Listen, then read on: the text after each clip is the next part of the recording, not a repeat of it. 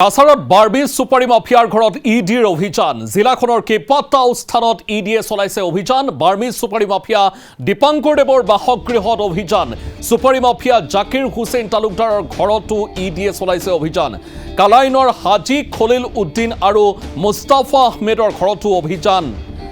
ভাগা ধলাইসহ কেইবাটাও স্থানত ইডিয়ে চলাইছে অভিযান আৰু শ্ৰীভূমি চহৰতো এজন ব্যৱসায়ীৰ ঘৰত ইডিৰ অভিযান মাইডিহি এলেকাত কবিৰ আহমেদ চৌধুৰীৰ ঘৰত চলিল এই অভিযান আৰু অভিযানত জব্দ বহু নথিপত্ৰ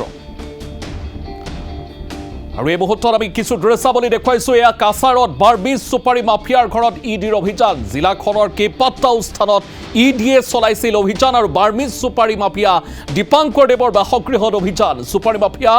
জাকিৰ হুছেইন তালুকদাৰৰ ঘৰতো ইডিয়ে চলাইছিল অভিযান কালাইনৰ হাজি খলিল উদ্দিন আৰু মুস্তাফা আহমেদৰ বাসগৃহত অভিযান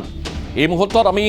সেই বাসগৃহটো দেখুৱাইছো আৰু সমান্তৰালভাৱে কেইখনমান আলোকচিত্ৰ দেখুৱাইছো বাৰ্বি সুপাৰী মাফিয়াৰ ঘৰত এনেধৰণে ইডিয়ে আজি দিনজোৰা অভিযান চলায়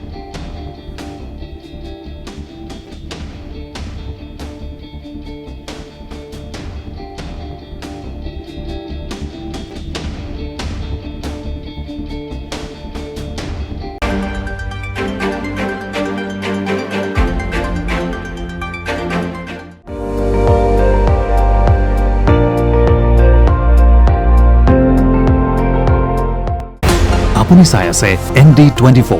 সৰ্বশ্ৰেষ্ঠ নহয় সৰ্বোত্তমৰ দৌৰত